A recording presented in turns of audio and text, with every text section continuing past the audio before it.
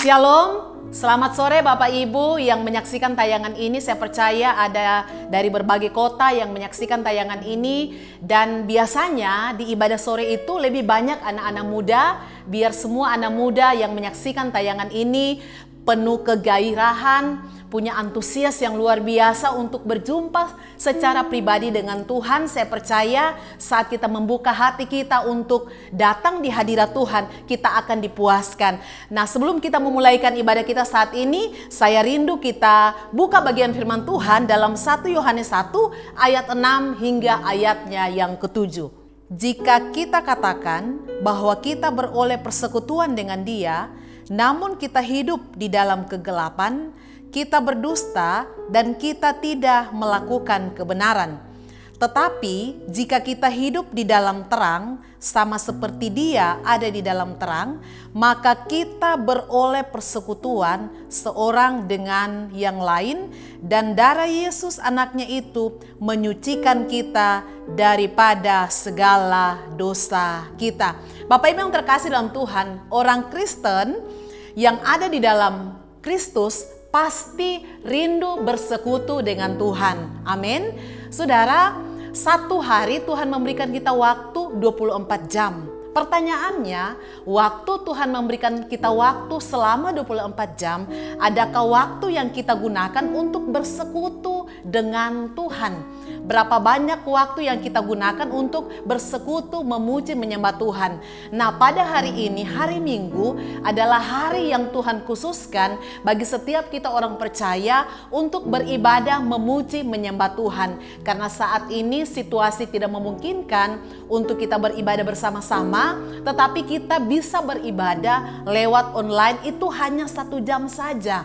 Nah saudara, biar waktu yang begitu singkat ini yang Tuhan beri bagi saya dan saudara untuk memuji menyembah Tuhan, kita gunakan sebaik mungkin. Kita memuji menyembah Tuhan, mengagungkan Tuhan, bahkan sebentar kebenaran firman Tuhan akan memberikan kita kekuatan yang baru. Saya percaya ketika kita membuka hati kita untuk bersekutu, memuji menyembah Tuhan, kita akan merasakan sukacita, damai sejahtera yang daripada Tuhan sendiri. Ada amin Bapak Ibu?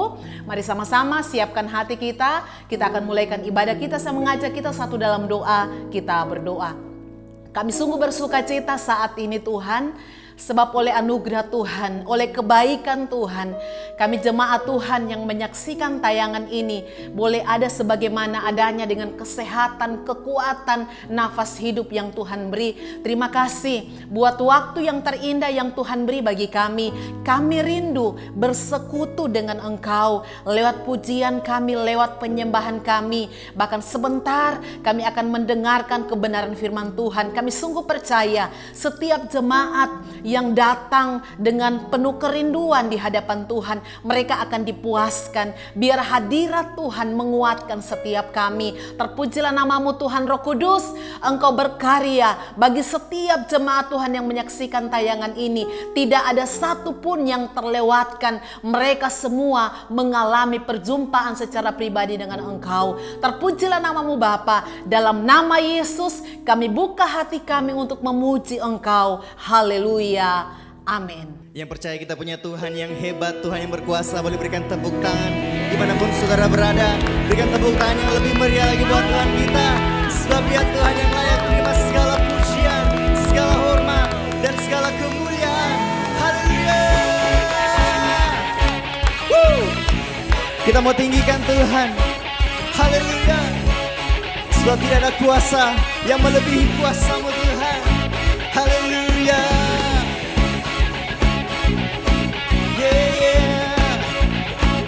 Kau Tuhan yang berkuasa. Mari dengan imanmu sama-sama katakan pujian ini. Pada siapa kau bandingkan perbuatannya yang heran? Sama-sama katakan tak ada. Amin. Kerajaannya yang terbesar tak akan tergoyahkan. Dengan imanmu katakan, semua musuh pun gemetar mendengar namamu Tuhan. Sorak kemenangan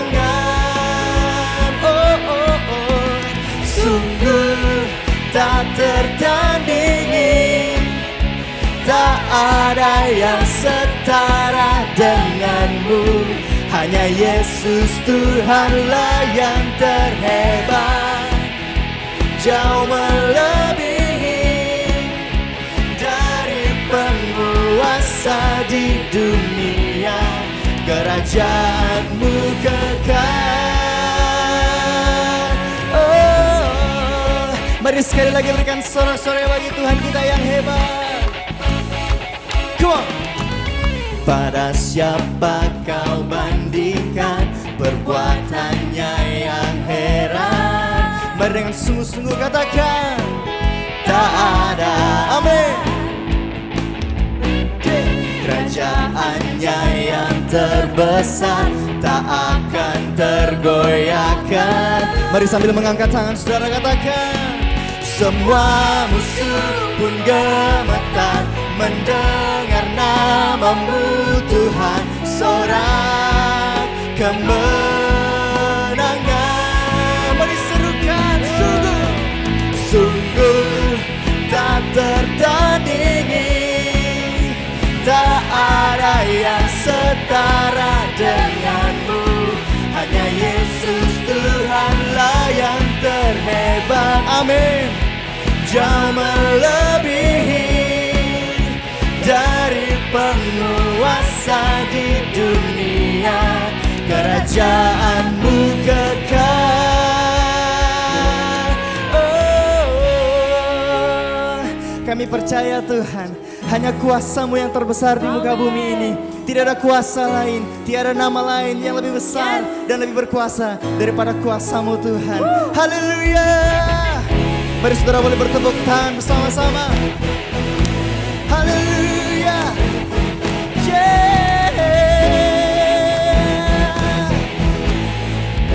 Jesus. Sungguh tak tertandingi. Amin. Tak ada yang setara denganmu. Hanya Yesus Tuhanlah yang terhebat. Amin. Jauh melebihi dari penguasa di dunia. Kerajaanmu kekal. Sungguh tak tertandingi. Tak ada yang setara denganmu. Hanya Yesus Tuhanlah yang terhebat. Amin. Jauh melebihi dari penguasa di dunia. Kerajaanmu kekal. Oh, kerajaanmu kekal Tuhan. Mari berikan tepuk tangan bagi Tuhan kita. Haleluya, haleluya, haleluya. Engkau Tuhan yang bertahta di atas setiap pujian kami Tuhan. Haleluya. Kami mau lebih lagi masuk dalam hadirat-Mu. Thank you Jesus.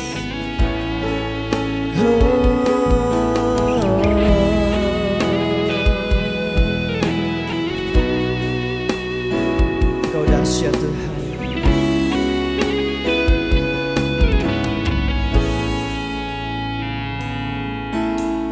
Firman-Mu berkata mendekatlah,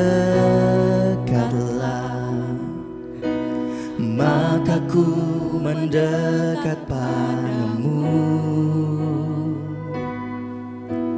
Ku hampiri tata kasih dan karunia-Mu, hadirat-Mu, firman-Mu.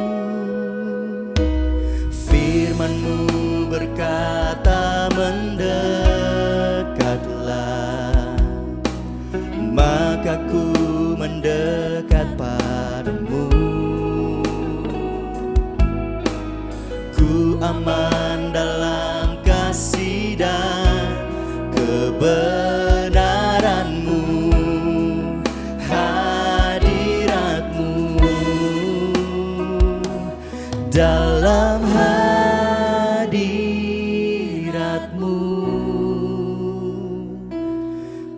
temukan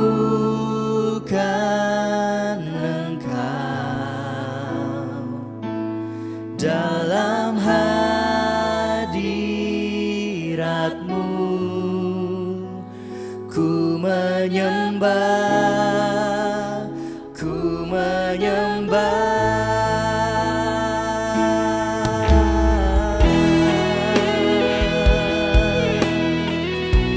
Kami mau lebih lagi mendekat padamu Tuhan. Mari sama-sama katakan pujian ini. Firman-Mu, Firman-Mu berkata mendekatlah, amin, maka ku mendekat padamu. Kami hampiri tahta-Mu, ku hampiri tahta kasih dan karunia-Mu, hadirat-Mu. Firman-Mu Tuhan, Firman-Mu berkata mendekatlah, maka ku mendekat padamu. Kami aman hanya di dalam-Mu Tuhan. Ku aman dalam kasih dan kebenaran. Hadirat-Mu, hadirat-Mu dalam hadirat-Mu. Kami temukan Engkau Tuhan. Ku temukan Engkau, yes, dalam hadirat-Mu. Ku menyembah, ku menyembah dalam hadirat-Mu, dalam hadirat-Mu. Ku temukan Engkau, oh yes Lord, dalam hadirat-Mu. Ku menyembah, ku menyembah.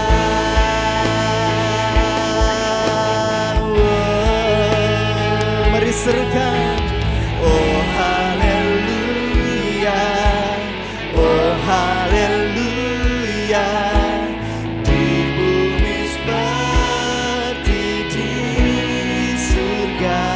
Haleluya, oh haleluya, oh haleluya. Hadirat-Mu yang berkuasa. Haleluya, oh haleluya, haleluya. Oh di bumi seperti di.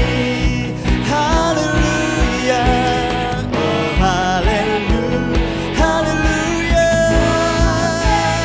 Hadirat-Mu, hadirat-Mu yang berkuasa.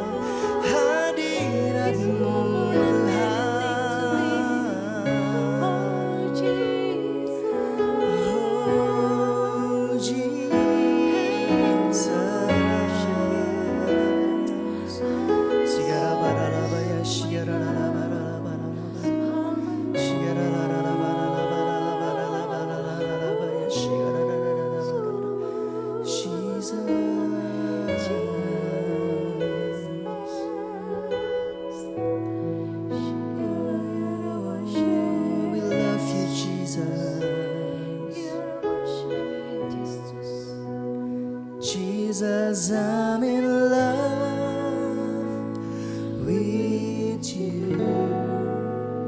Jesus, I'm in love with you. Take me deeper, deeper in love with you.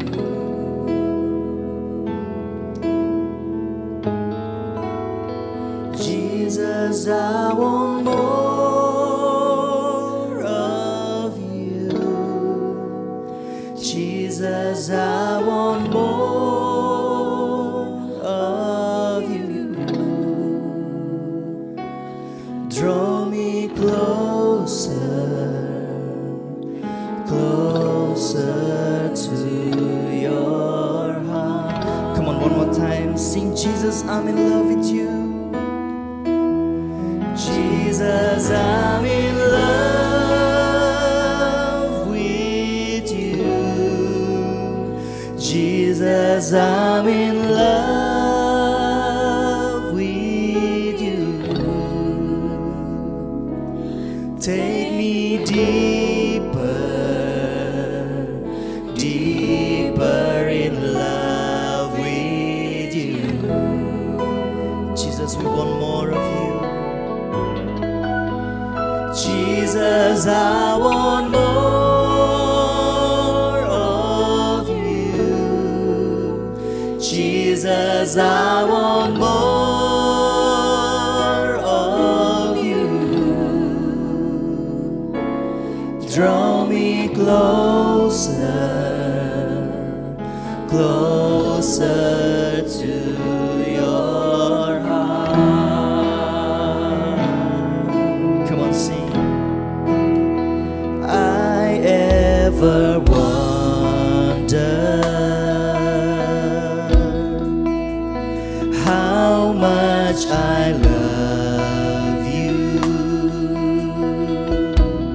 Every day I stand in your presence, giving all to you. I never want to be far away from you, be far away from you. When I go astray, I find your love reaching out to me. Come on, sing, Jesus, I'm in love. Jesus, I'm in love with you. Jesus, I'm in love with you. Take me deeper, take me deeper, deeper in love with you. Jesus, I want more of you. Jesus, I want more of you. Jesus, I want more of you. Draw me closer, closer to your heart. Mari lebih lagi dengan segenap hatimu, katakan, Yesus, Yesus, ku cinta Engkau. Amin. Yesus, ku cinta Engkau lebih dalam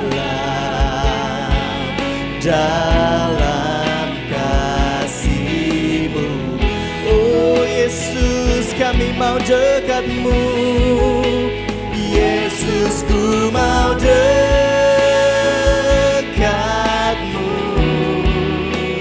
Yesus, ku mau dekat-Mu.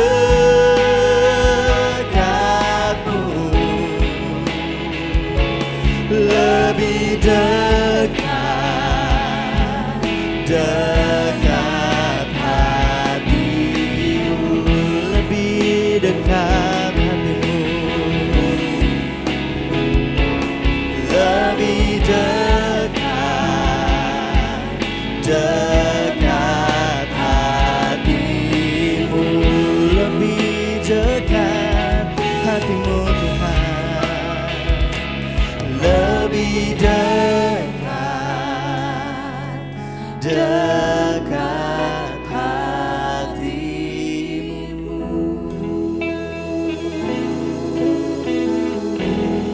bersuka cita di hari ini Tuhan, sebab kami boleh menikmati hadirat Tuhan.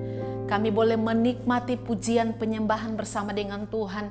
Sebab kami sungguh menyadari hanya dalam hadirat Tuhan kami mendapatkan kekuatan yang baru.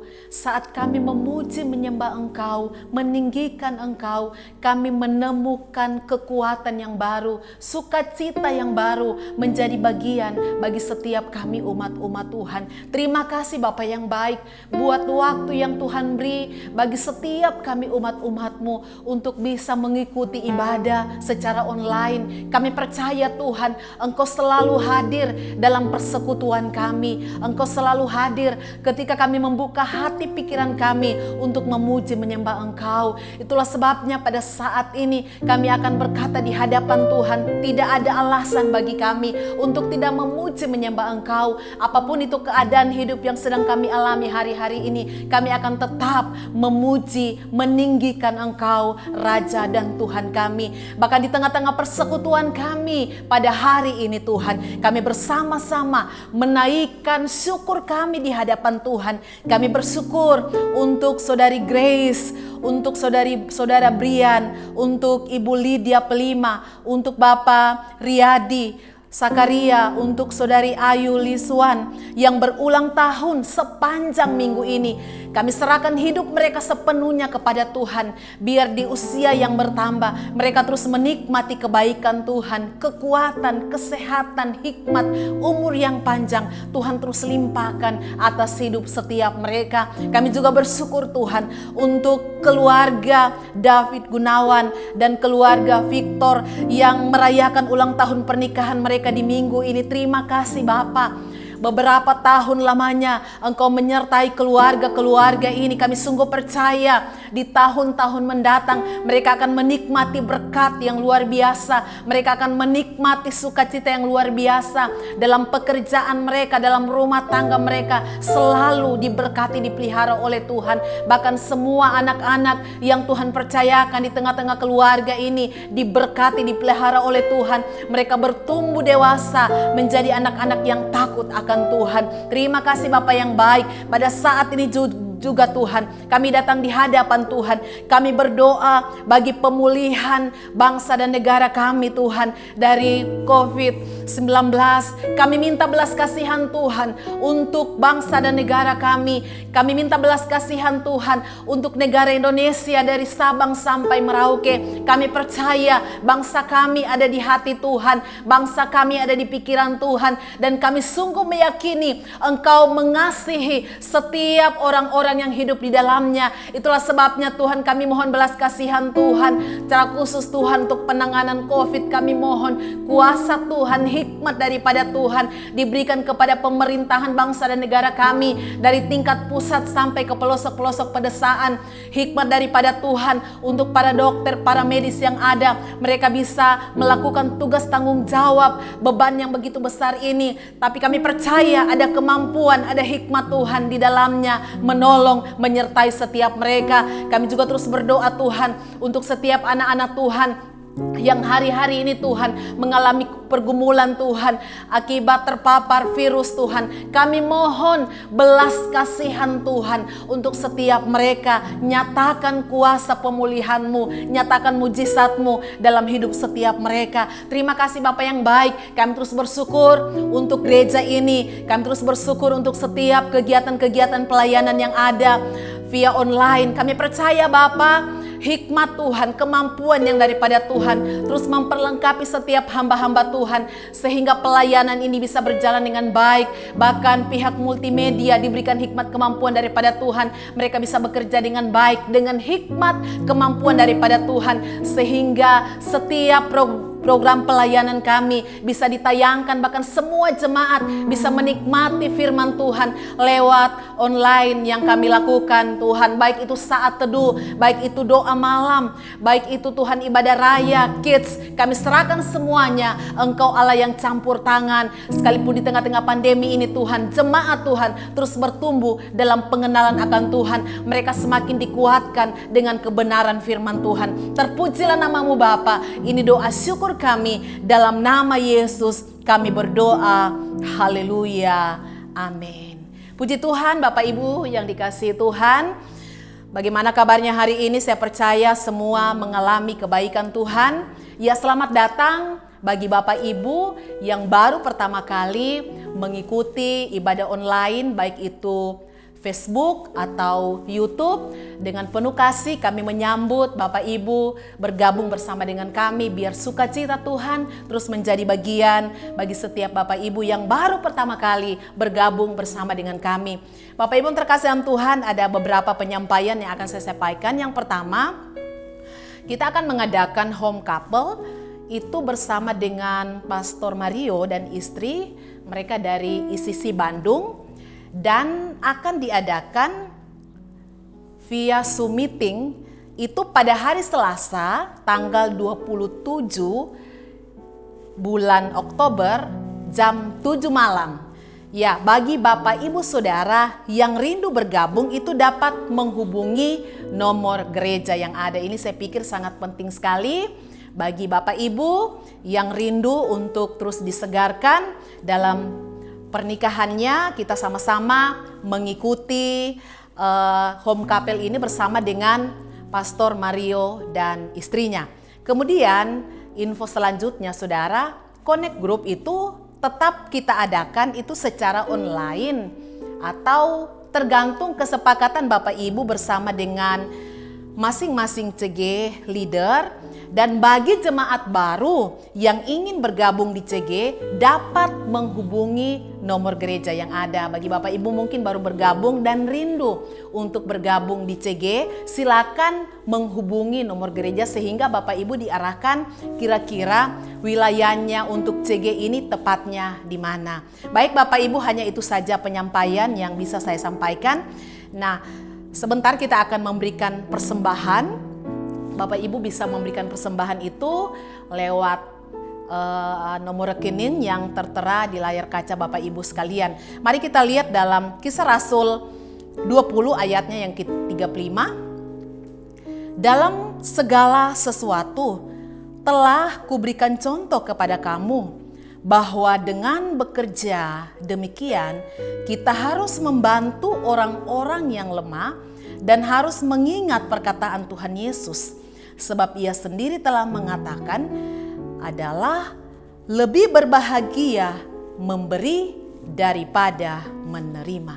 Bapak Ibu yang terkasih dalam Tuhan, memberi membuat saya dan saudara merdeka. Sekali lagi, memberi adalah membuat saya dan saudara merdeka.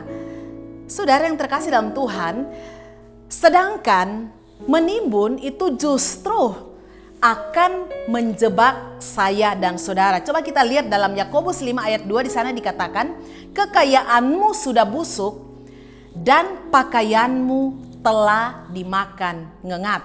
Bahkan dalam Matius 19 ayat 21 di sana dikatakan, kata Yesus kepadanya, jikalau engkau hendak sempurna, pergilah, jualah segala milikmu dan berikanlah itu kepada orang miskin, maka engkau beroleh harta di sorga. Saudara, memberi sebenarnya adalah hal yang menyenangkan. Bahkan firman Tuhan kembali ingatkan kita, saat kita memberi, kita memperoleh harta yang di surga. Amin saudara.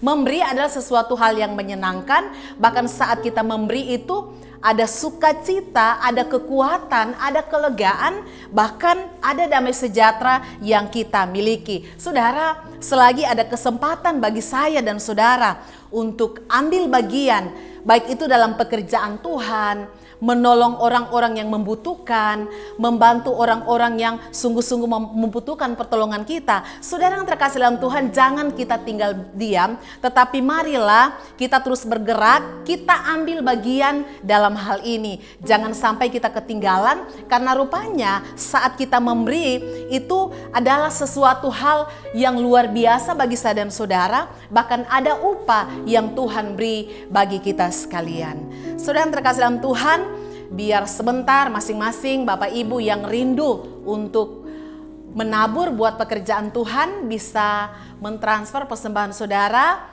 di nomor rekening yang ada di layar kaca Bapak Ibu sekalian.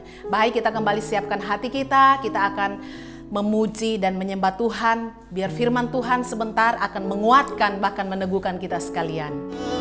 Jesus, I'm in love with you. Jesus, I'm in love with you. Take me deeper, take me deeper, deeper in love with you. Jesus, I want more of you. Jesus, I want more of you. Jesus, I want more of you. Draw me closer, closer to your heart. Mari lebih lagi dengan segenap hatimu katakan Yesus, Yesus ku cinta Engkau. Amin. Yesus ku cinta Engkau. Lebih dalam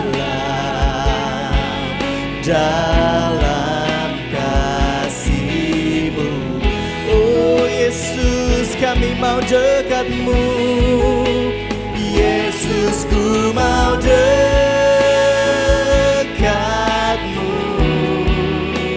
Yesus, ku mau dekat-Mu.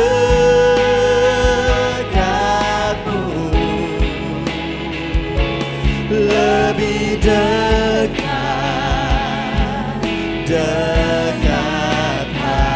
hati-Mu, lebih dekat hati-Mu,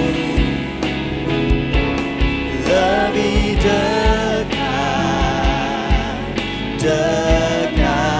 hati-Mu, lebih dekat hati-Mu Tuhan, lebih dekat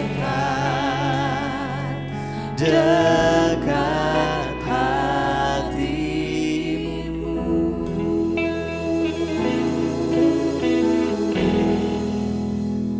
Terima kasih Tuhan, kami bersyukur buat hadirat-Mu yang luar biasa. Saat ini Tuhan, kami rindu untuk mendengarkan dan merenungkan firman-Mu. Kami berdoa Tuhan, biar Engkau mengurapi hamba-Mu yang menyampaikan firman Tuhan. Biar apa yang dia sampaikan itu adalah isi hati-Mu Tuhan. Roh Kudus berbicara kepada setiap kami. Bukakan setiap telinga dan hati kami, agar kami dapat mendapatkan hikmat daripada-Mu Tuhan. Kami bukan hanya mendengar, tapi kami menghidupi setiap firman Tuhan yang kami percaya mengubahkan hidup kami. Terima kasih Bapa. Kami bersyukur dan berdoa di dalam nama Yesus. Haleluya. Amin. Apa kabar pengharapan? Jemaat HCC Palu. Saya percaya Bapak Ibu Saudara sekalian berada dalam kondisi yang luar biasa. Terima kasih kepada Pastor Roni dan Ibu Ria yang memberikan waktu kepada saya buat saya share hari ini. Saya lihat Pastor Roni orang yang luar biasa, sangat pembelajar. Saya percaya enggak heran kalau jemaat yang Tuhan percayakan padanya bertumbuh. Tahukah saudara bahwa kita dapat duduk di tempat yang sama, mendengarkan khotbah online yang sama setiap minggu, tetapi yang seorang hidupnya berubah dan naik, tetapi ada yang hidupnya sama sekali tidak mengalami perubahan. Karena perubahan tidak tergantung dari apa yang dikhotbahkan dari mimbar ini, tetapi bagaimana kondisi hati kita meresponi setiap firman Tuhan yang disampaikan. Karena kalau hati kita keras, maka benih firman Tuhan tidak akan bertumbuh dan berbuah di hati kita. Respon kita dapat seperti batu ini atau seperti spon ini. Kalau saya masukkan ke dalam air, maka batu ini tidak akan menyerap apapun. Dan ini menggambarkan bahwa kalau respon kita seperti batu ini, kita kan ngomong gini, udah tahu firmannya. Saya udah denger itu. Itu salah yang dia ngomong. Saya lebih tahu dari dia. Akibatnya hidup kita tidak pernah akan mengalami perubahan. Sikap seperti spons, dia mudah menyerap dan dibentuk sehingga hidupnya mengalami perubahan. Sesuai dengan tema kita bulan ini, saya beri judul sharing saya adalah Who Am I to You? Bapak Ibu Saudara, mari kita mulai dengan membuka Alkitab kita di Yohanes 12 ayat yang pertama sampai yang ke-8. Kalau boleh saya mengajak setiap bapak dan para pria membaca ayat yang ganjil dan setiap ibu dan para wanita membaca ayat yang genap. Siap ya? 1, 2, 3. Yesus diurapi di Betania. Ayat yang pertama, mari para bapak dan para pria. 6 hari sebelum Paskah, Yesus datang ke Betania, tempat tinggal Lazarus yang dibangkitkan Yesus dari antara orang mati. Ayat kedua, mari para ibu dan para perempuan, para wanita, di situ diadakan perjamuan untuk dia dan Marta melayani. Sedang salah seorang yang turut makan dengan Yesus adalah Lazarus. Maka Maria mengambil setengah kati minyak narwastu murni yang mahal harganya, lalu meminyaki kaki Yesus dan menyekanya dengan rambutnya, dan bau minyak semerbak di seluruh rumah itu. Mari ayat keempat, saya mengajak para ibu dan para wanita. Tetapi Yudas Iskariot, seorang dari murid-murid Yesus yang akan segera menyalahkan dia, berkata, ayat yang kelima, mengapa minyak narwastu ini tidak dijual 300 dinar dan uangnya diberikan kepada orang-orang miskin? Hal ini dikatakannya bukan karena ia memperhatikan nasib orang-orang miskin, melainkan karena ia adalah seorang pencuri. Ia sering mengambil uang yang disimpan dalam kas yang dipegangnya. Ayat ke-7, maka kata Yesus, biarkanlah dia melakukan hal ini mengingat hari penguburanku. Karena orang-orang miskin selalu ada pada kamu, tetapi aku tidak akan selalu ada pada kamu. Dari perikop ini saya belajar 3 hal tentang sacrifice. Bagaimana hidup selfless adalah sacrifice menurut saya. Yang pertama, the expression sacrifice with love. Yohanes 12 ayat 3 katakan, maka Maria mengambil setengah kati minyak narwastu murni yang mahal harganya. Jenis ini berasal dari tanaman khusus yang ada di sebelah timur India, di daerah Himalaya. Lalu meminyaki kaki Yesus dan menyekanya dengan rambutnya, dan bau minyak semerbak di seluruh rumah itu. Kita belajar dari Maria ini adalah pelajaran tentang nilai. Karena nilailah yang menentukan kerelaan kita untuk sacrifice with love. Buat Maria, Tuhan Yesus adalah pribadi yang bernilai lebih dari hidup yang dia punya. Yudas menduga harga minyak narwastu itu 300 dinar. Itu adalah gaji 1 tahun kerja di zaman itu. Tidak termasuk Sabtu dan Minggu. Karena zaman dulu kerja itu gajinya 1 hari 1 dinar. Jadi kemungkinan itu adalah semua uang yang Maria punya. Pengorbanan kita ditentukan oleh nilai yang kita tetapkan atas segala sesuatu. Pengorbanan menentukan nilai. Kita akan tahu segala sesuatu bernilai tinggi atau rendah ditentukan oleh kerelaan kita untuk berkorban. Untuk sesuatu yang bernilai tentu kita rela menaruhkan korban atasnya. Kalau istri saya minta tolong, dia tuh paling gak suka kalau saya mengerjakannya sambil marah atau menggerutu. Sering udah ngomong gini, udah saya kerjain sendiri aja. Karena semua orang gak senang kalau kita melakukan sacrifice sambil menggerutu, bersungut-sungut.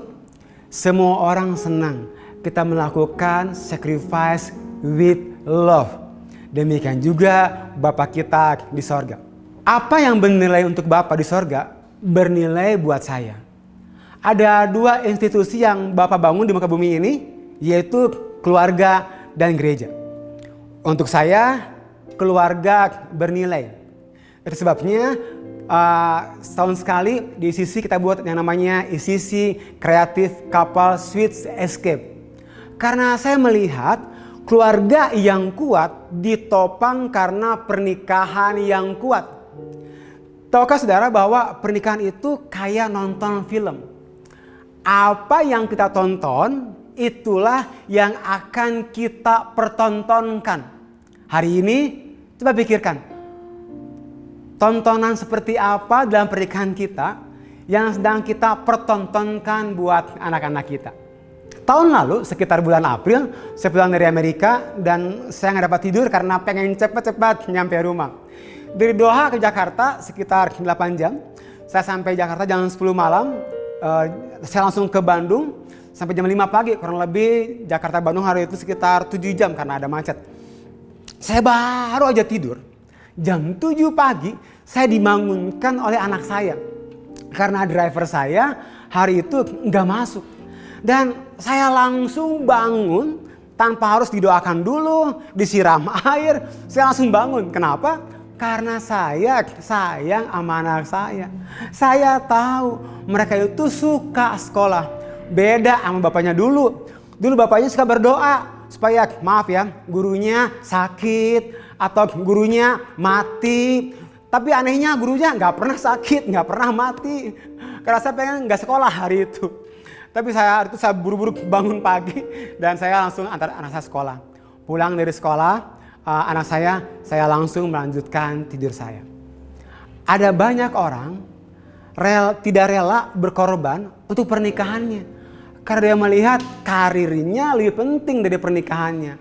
Dan juga ada orang tua yang rela mengorbankan rumah tangga mereka demi apapun yang mereka kejar. Nilai menentukan pengorbanan. Dan nilai juga ditentukan oleh pengorbanan.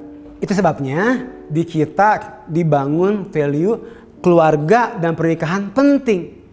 Nggak datang atau nggak ikut bimbingan pranikah. Bagi mereka yang akan menikah, kita nggak akan nikahkan. Ada satu couple, anak rani saya, satu di Pekalongan yang prianya, wanitanya itu di Jakarta. Mereka itu bela-belain seminggu sekali ke Bandung hanya untuk mengikuti pelajaran bimbingan pranikah. Untuk saya, gereja bernilai. Saya masih ingat bulan September 2019.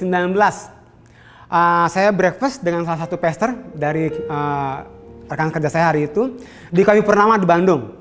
Kalau saya belum pernah ke Kayu Purnama, kesana ya enak gitu. Nah, waktu kami sedang breakfast, mereka cerita Desember 2019 katanya.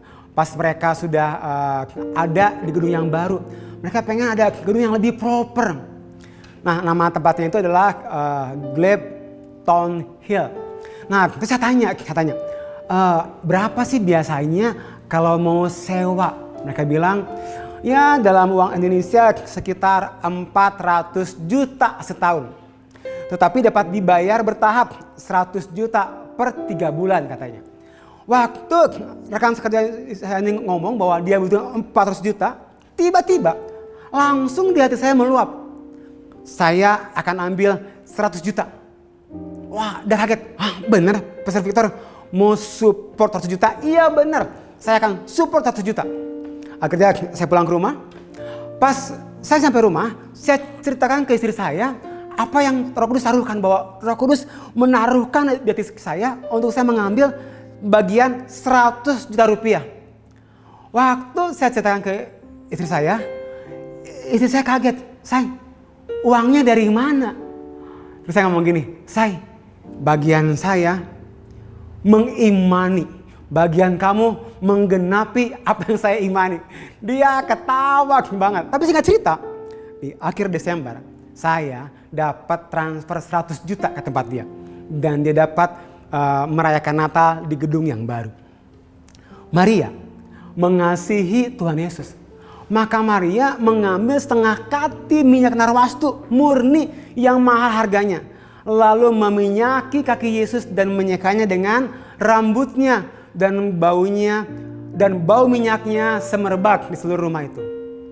Mengasihi Tuhan dengan segenap hati, berbicara mengenai hati yang rela melepaskan atau hati yang let go.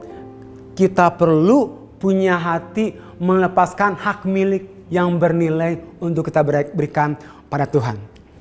Kemampuan untuk mengasihi Tuhan dengan segenap hati adalah kemampuan untuk melepaskan sesuatu dari hati kita ketika Tuhan memintanya. Waktu di janji iman kami tahun kemarin, ada salah seorang anak rani saya menghampiri saya di gedung BTC, gedung gereja kami hari itu. Dan waktu dia menghampiri saya tanya, ada apa? Dia manggil saya papi, Roh Kudus itu taruhkan di hati saya untuk saya berikan ini. Saya kaget, ternyata dia bawa sertifikat rumahnya. Rumahnya cukup besar dan saya kaget. Kenapa? Saya bilang, karena ini yang Tuhan taruhkan di hati saya. Dia bilang gini, saya berat banget, tapi ini yang Tuhan taruhkan. Saya tahu karena hari itu dia lagi mengalami pergumulan keuangan yang cukup besar. Tapi hari itu dia taat dengan apa yang Tuhan taruhkan di hati dia. Dia berikan surat tanahnya. Rumahnya itu sekitar 3,2 M seingat saya hari itu. Dan saya percaya Tuhan kita, Tuhan yang gak pernah berhutang. Singkat cerita, waktu dia berikan kepada Tuhan, dia mengalami pemulihan di area kehidupannya. Saya percaya korban itu akan menarik Tuhan untuk turun tangan, untuk Tuhan bekerja atas segala sesuatu di dalam hidup kita. Dan hal yang kedua yang saya pelajari dari Yohanes 12 ayat yang pertama sampai yang ke-8 adalah the experience. Sacrifice is personal. Pertanyaannya, apa yang membuat Maria mengambil setengah kasti minyak narawastu murni yang mahal harganya, lalu meminyaki kaki Yesus dan menyekanya dengan rambutnya, dan bau minyaknya semerbak di seluruh rumah itu? Karena kalau saudara tahu ini, saya yakin saudara akan melakukan hal yang sama jika ada di posisi Maria, dengan rela berkorban begitu rupa dalam pemberian dan pelayanan yang dilakukannya pada Tuhan Yesus. Di dalam Yohanes 12 ayat yang pertama, 6 hari sebelum Paskah, Yesus datang ke Betania, tempat tinggal Lazarus yang dibangkitkan Yesus dari orang mati. Pertanyaannya, siapa Lazarus? Yohanes 11 ayat yang ke-32 sampai yang ke-35. Setibanya Maria di tempat Yesus berada dan melihat dia, tersungkurlah ia di depan kakinya dan berkata kepadanya, Tuhan, sekiranya engkau ada di sini, saudaraku pasti tidak mati. Ketika Yesus melihat Maria menangis dan juga orang-orang Yahudi yang datang bersama-sama dia, maka masyulah hatinya. Ia sangat terharu dan berkata, di manakah dia kamu baringkan? Jawab mereka, Tuhan, marilah dan lihatlah. Maka menangis Yesus. Yohanes 11 ayat yang ke-43 dan ke-44. Dan sesudah berkata demikian, berserulah ia dengan suara keras, Lazarus, marilah keluar. Orang yang telah mati itu datang keluar. Kaki dan tangannya masih terikat dengan kain kapan dan mukanya tertutup dengan kain peluh. Kata Yesus pada mereka, bukalah kain-kain itu dan biarkanlah ia pergi. Maria mengalami kebaikan Tuhan, mengalami kasih karunia Tuhan karena saudaranya yang sangat dia kasihi, yang sudah meninggal 4 hari bangkit lagi.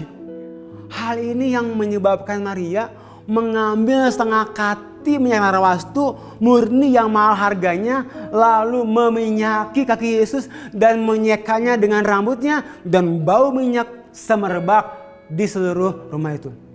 Itu sebabnya Maria mau rela memberikan yang terbaik, korban yang terbaik. Korban kita kepada Tuhan itu bersifat personal. Karena pengalaman pribadi dengan Tuhan tidak dapat diwakilkan. Pengalaman pribadi dengan Tuhan bersifat sangat personal. Gak ada alasan untuk saya untuk enggak memberikan yang terbaik dalam hidup saya untuk Tuhan. Karena Dia baik buat saya. Bahkan sangat baik buat saya. Bukan hanya karena saya tahu dari Alkitab, atau karena saya baca atau dengar dari orang lain, atau bukan karena saya lihat dari orang lain. Enggak. Saya pribadi personal mengalami kebaikan Tuhan. Saya masih ingat, saya tuh hampir nggak nikah. Karena mamanya Lydia, istri saya sekarang, nggak setuju dengan saya. Sekalipun ada beberapa pendeta loh, ini datang langsung ke mami dari Lydia. Tapi maminya nggak mau menikahkan anaknya dengan saya. Sampai akhirnya Tuhan sendiri yang datang lewat mimpi. Saya tahu pasti kalau bukan Tuhan, mustahil saya dapat menikah dengan istri saya. Bahkan sekarang saya punya 2 anak yang luar biasa. Saya itu tahu pasti kalau bukan karena kasih karunia Tuhan, enggak mungkin Pastor Roni mau menginvite saya untuk bicara buat HCC Paulus saat ini. Karena saya itu kalau menyampaikan firman Tuhan, saya itu orangnya grogian. Hari ini pun saya sebenarnya kadang masih grogian nih. Karena kalau satu ngomongnya kecepatan. Jangankan khotbah, ngomong aja orang gini, hah? Apa Victor? Hah? Karena kadang saya nggak jelas, ngomong aja nggak jelas, apalagi khotbah.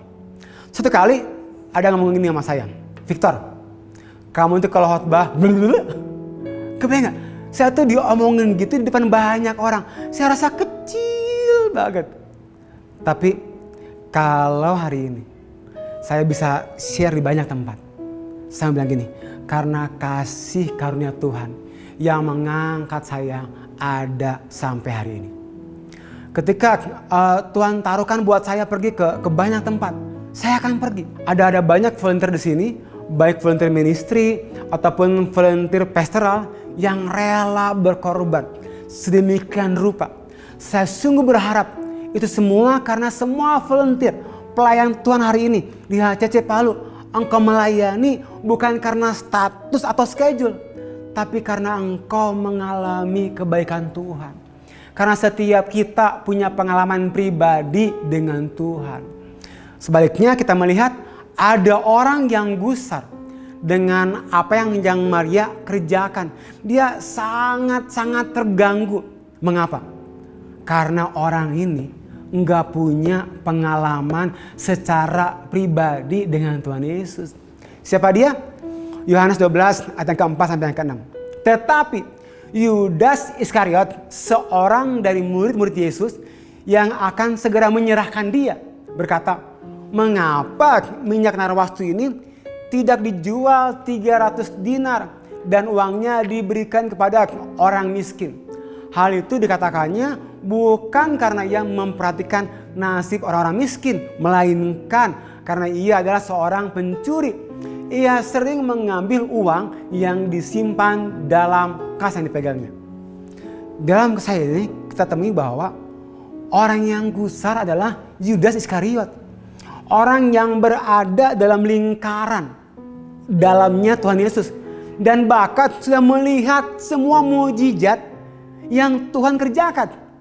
Dia hanya melihat tapi tidak mengalami Tuhan. Meskipun dia ada bersama dengan Tuhan Yesus. Listen up. Kekristenan bukan bicara seberapa lama, tetapi seberapa dalam pengalamanmu dengan Tuhan. Pengalamanmu dengan Tuhan adalah pondasi rohanimu yang membuat imanmu tidak akan tergoncang ketika masalah datang.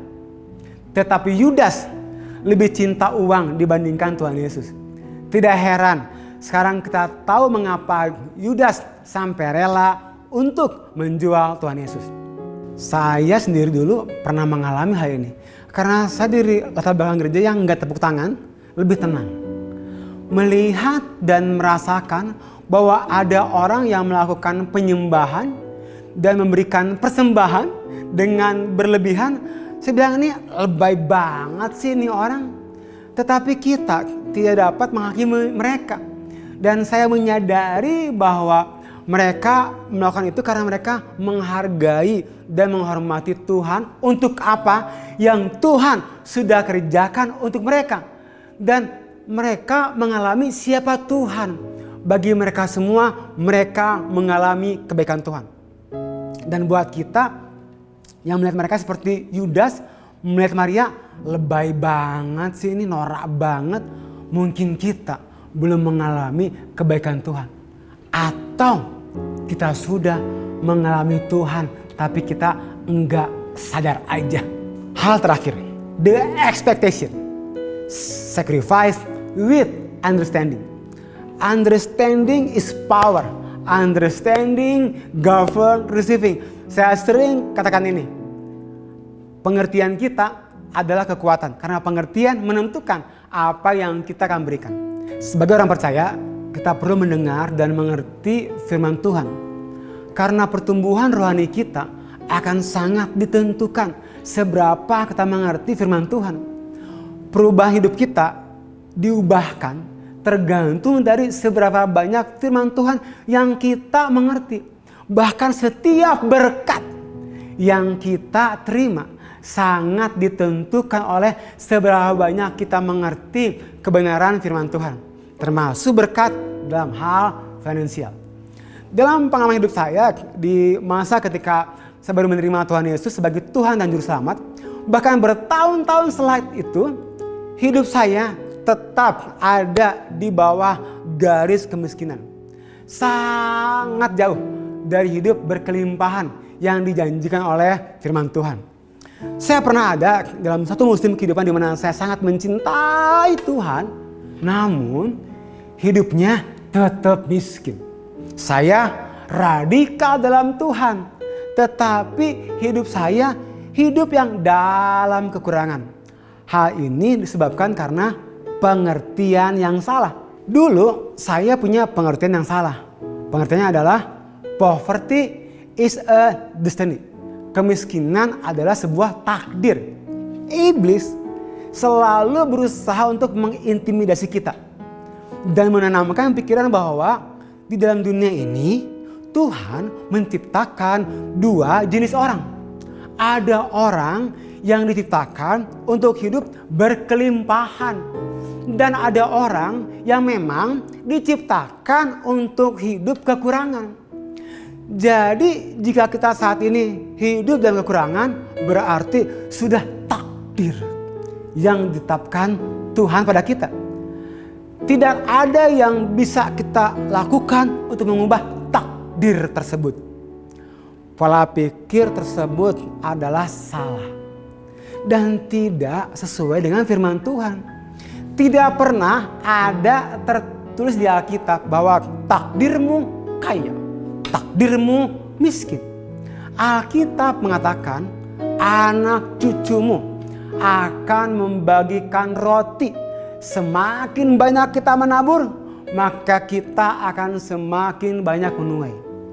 Yang menentukan seseorang menjadi berkelimpahan bukanlah takdir, tetapi seberapa banyak orang itu menabur. Kekurangan bukanlah takdir. Kekurangan, kemiskinan adalah pilihan hidup. Poverty is a mindset. Kemiskinan itu ada di dalam pikiran kita.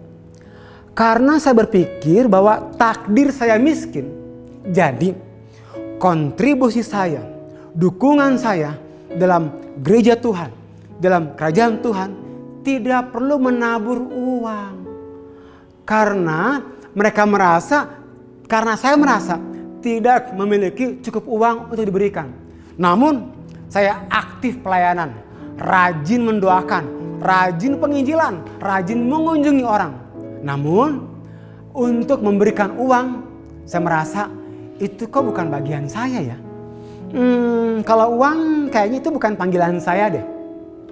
Firman Tuhan mengatakan dalam Galatia 6 ayat 7. Jangan sesat. Allah tidak membiarkan dirinya dipermainkan. Karena apa yang ditabur orang itu juga yang akan dituainya. Artinya, jika kita menabur kunjungan, kita akan menuai kunjungan. Jika kita banyak mendoakan orang lain, maka akan banyak orang juga yang akan mendoakan kita. Artinya gini, jika kita mau menuai uang, mengalami terobosan secara keuangan, maka kita pun harus menabur uang. Karena itulah kebenaran firman Tuhan.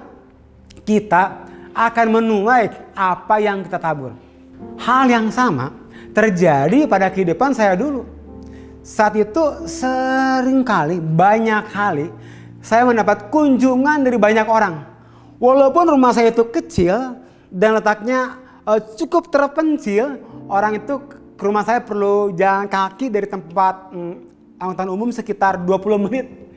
Namun percaya nggak, hampir setiap hari ada banyak orang mengunjungi saya. Mengapa? Karena saya seringkali melakukan kunjungan dalam pelayanan.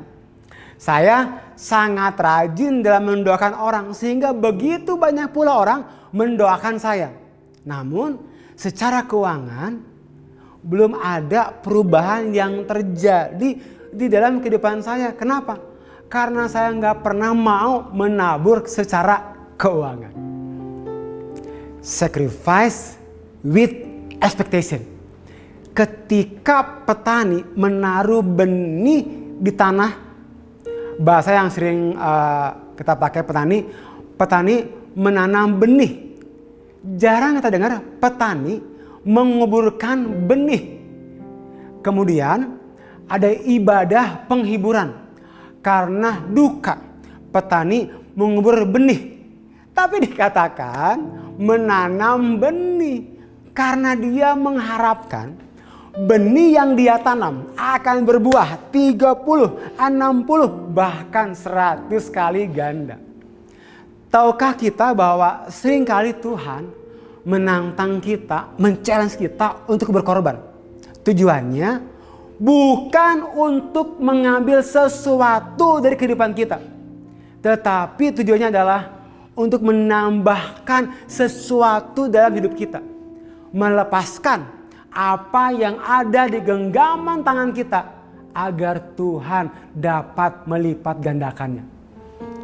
Cara kita untuk dapat melipat gandakan apa yang ada di tangan kita, memperluas, memperbesar kehidupan kita adalah dengan mengorbankan apa yang Tuhan izinkan untuk kita kelola.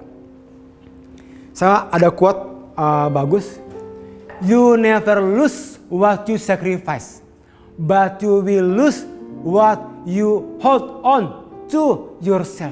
Kita tidak akan betul-betul merasa hilang apa yang berani kita korbankan. Tetapi yang kita pertahankan akan sebaliknya menjadi hilang. Itu sebabnya kita perlu menabur dalam pengharapan. Mari menabur dalam pengharapan, bukan kekhawatiran. 1 Korintus 9 ayat ke-10.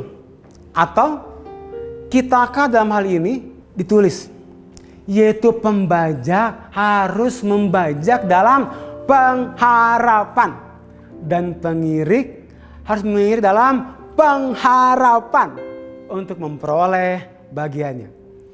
Waktu Maria bertemu Tuhan Yesus, Maria datang dengan pengharapan.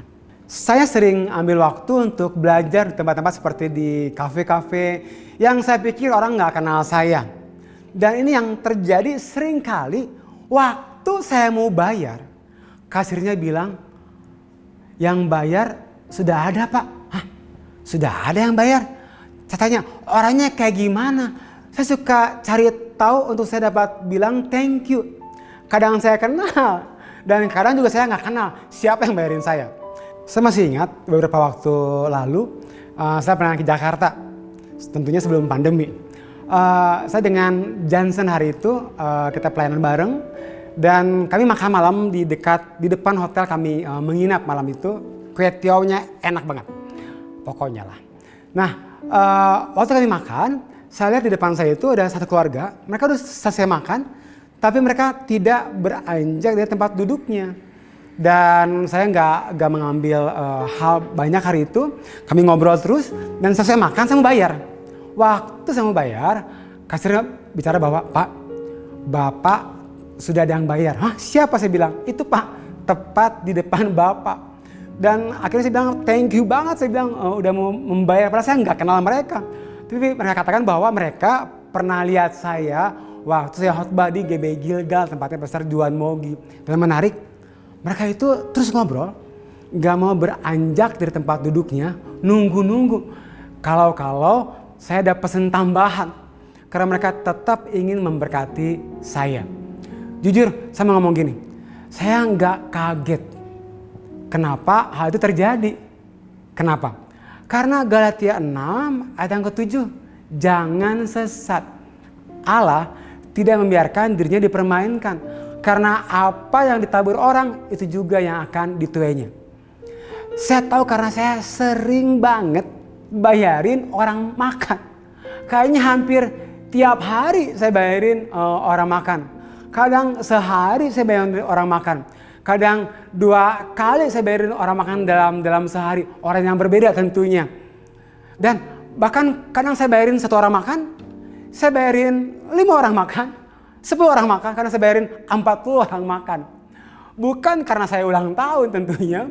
Tapi karena saya mengerti karena apa yang saya tabur akan saya tuai. Saya lanjut cerita tadi tentang ke Amerika. 2 hari sebelum saya ke Amerika, kita ada pelayanan di Abalov Empower Conference. Waktu mau berangkat, semua sudah kumpul di rumah. Salah satu tim saya lupa bawa sepatu, ketinggalan di motornya yang ada di kantor gereja kami di Pungkur. Dan gak mungkin buat balik lagi ke kantor gereja. Dan Roh Kudus bilang gini, kamu kasih sepatu kamu. Saya bilang, Tuhan, kan saya suka sepatu. Tapi Roh Kudus kuat banget di hati saya. Kasih sepatu yang terbaik yang kamu punya. Jadi saya ke arah sepatu saya. Dan saya ambil sepatu saya untuk salah satu tim saya ini. Saya kasih yang terbaik yang saya punya. Tahukah Bapak Ibu Saudara bahwa seringkali Tuhan men-challenge kita, menantang kita untuk berkorban.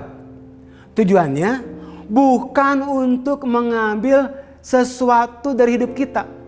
Tetapi tujuannya adalah untuk menambahkan di dalam hidup kita. Melepaskan apa yang ada di genggaman tangan kita agar dapat dilipat gandakan olehnya. Cara untuk kita dapat melipat gandakan apa yang ada di tangan kita dengan memperluas, memperbesar kehidupan kita adalah dengan mengorbankan apa yang Tuhan izinkan untuk kita kelola. Itu kejadian hari Jumat di mana saya memberikan sepatu buat anak Roni saya itu. Entahkah dia lupa atau emang sengaja dilupakan, benar-benar ya.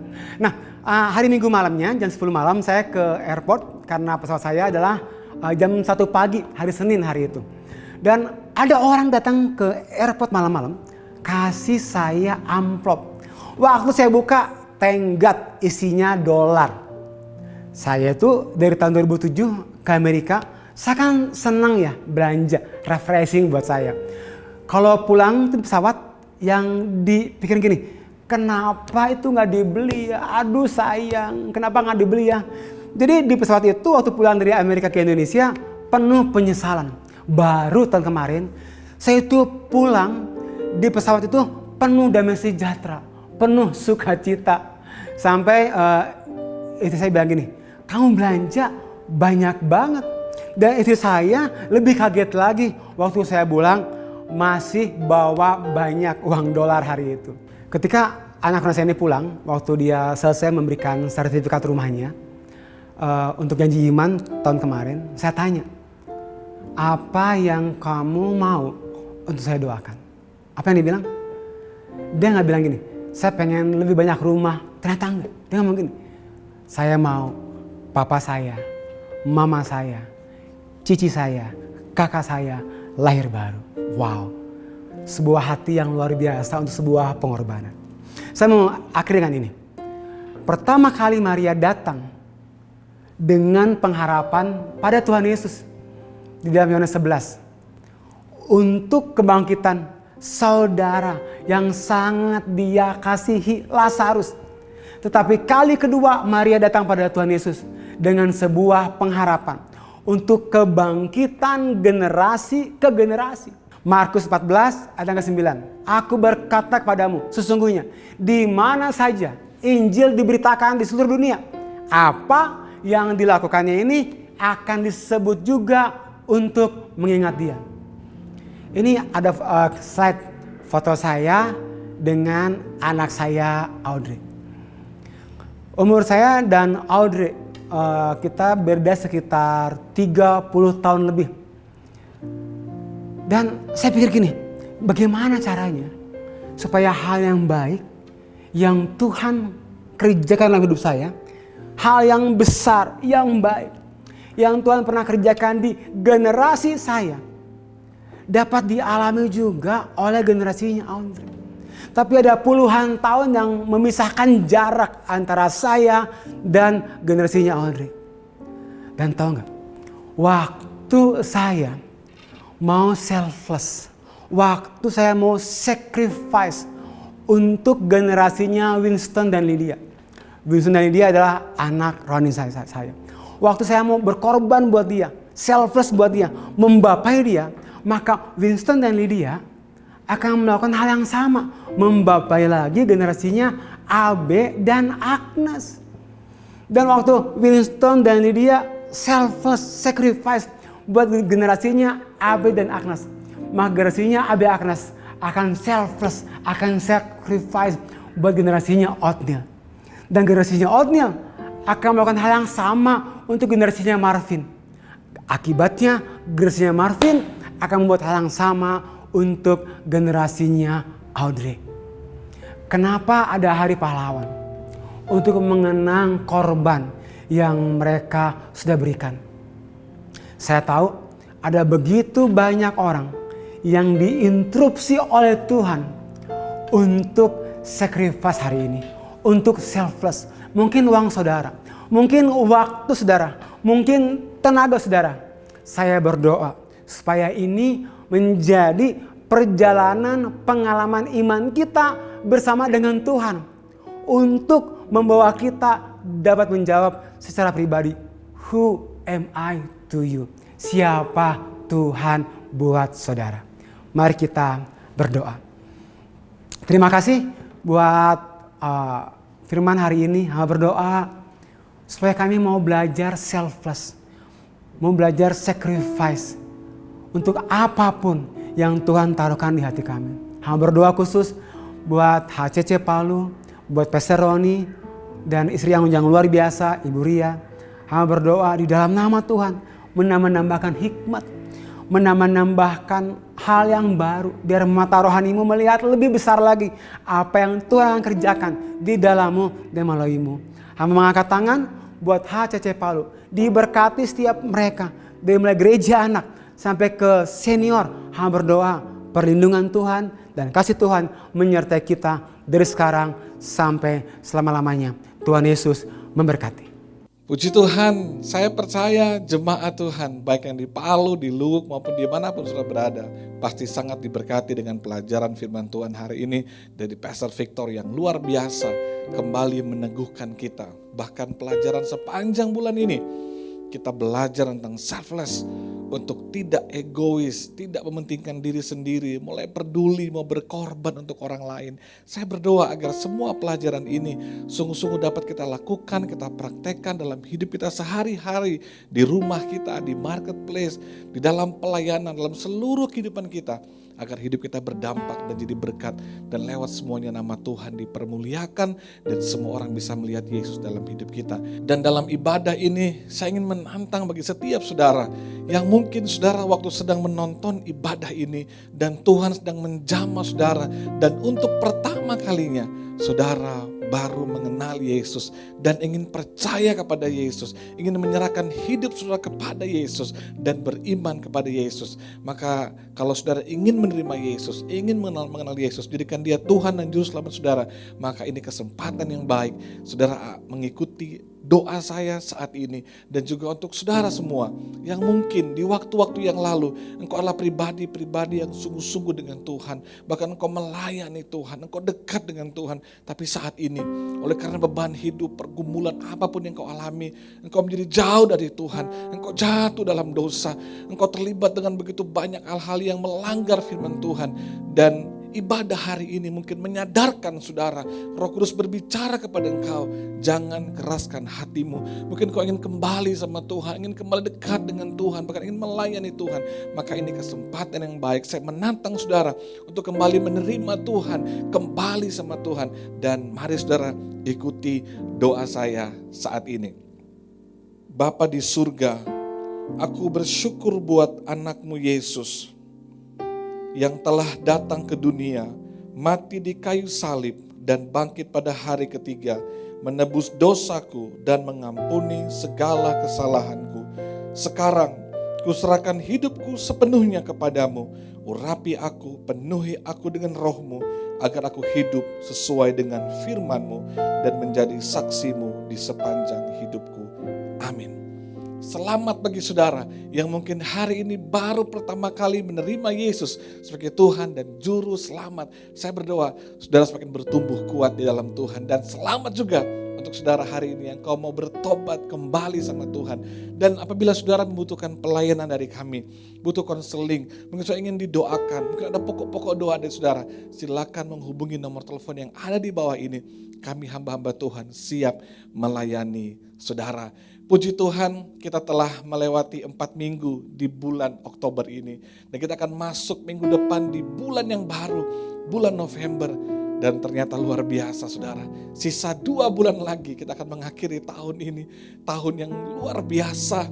Wow, penuh dengan pergumulan, begitu banyak mujizat dan kemenangan yang dahsyat kita alami. Dan saya bersyukur bahwa kita telah lewati semuanya. Dan saya percaya kalau 10 bulan Tuhan tolong kita, maka sampai seterusnya mengakhiri tahun ini kita pasti ditolong Tuhan. Sebab itu saudara, jangan pernah lelah untuk semakin cari Tuhan, melayani Tuhan.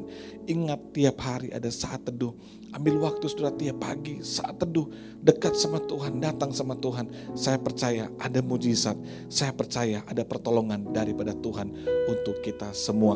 Puji Tuhan saudara, mari buka hati saudara. Saya mengundang kita semua, mari bangkit berdiri sama-sama. Dan kita akan menutup ibadah kita pada hari ini. Mari kita berdoa. Bapa, terima kasih.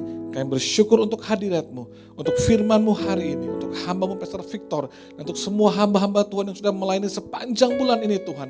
Hamba berdoa agar kebenaran ini kami hidupi, kami lakukan. Kami jadi anak-anak Tuhan yang selfless, yang mau berkorban, yang tidak egois, yang memperhatikan dan peduli sama hidup orang lain.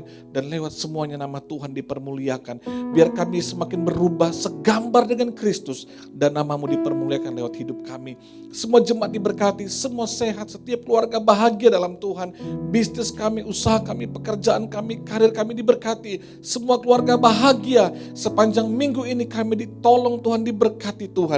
Kami bersyukur untuk sepanjang bulan ini, sepanjang 10 bulan ini Tuhan sertai kami. Kami bersyukur untuk setiap mujizat, bersyukur untuk semua pertolongan Tuhan yang luar biasa. Tuhan Yesus itu baik dan dahsyat. Bersyukur juga Tuhan untuk setiap persembahan jemaat-Mu. Mereka memberi dengan hati yang mencintai Tuhan, mengasihi Tuhan, berkorban dengan sungguh-sungguh. Berkati Tuhan, berkati dalam nama Yesus.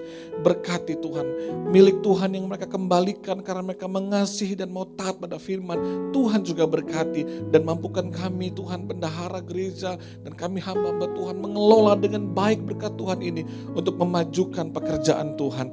Terima kasih Bapa yang baik. Kami percaya kemurahan, kebaikan Tuhan melimpah buat kami semua. Kami akan mengakhiri ibadah kami hari ini. Kami angkat kedua tangan kami di hadirat-Mu dan berkat daripada Tuhan. Dalam nama Yesus, Diberkati Tuhan setiap tangan yang diangkat saat ini. Tangan-Mu tangan berkatnya Tuhan. Dalam segala hal yang kerjakan dengan tangan-Mu Tuhan berbuat berhasil, sukses, diberkati. Engkau tidak hanya diberkati, tapi Engkau menjadi berkat. Dan nama Tuhan dipermuliakan. Kembalilah dengan kemurahan, kebaikan, kasih sayang Tuhan. Dan pengurapan yang kudus, mengurapi Engkau mulai hari ini, besok sampai selama-lamanya. Dalam nama Bapa, Putra, dan Roh Kudus. Dalam nama Tuhan Yesus Kristus. Amin. Kiranya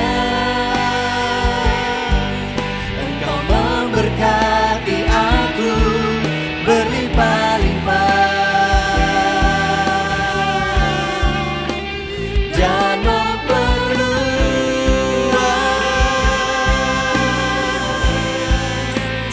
daerahku.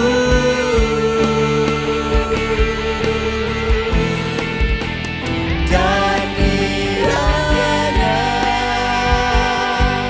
tangan-Mu menyertai aku dan melindungi aku daripada malapetaka, sehingga kesakitan tidak menimpa aku.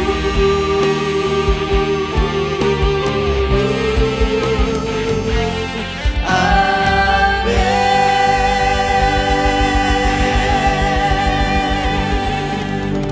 Selamat hari Minggu, Tuhan Yesus memberkati.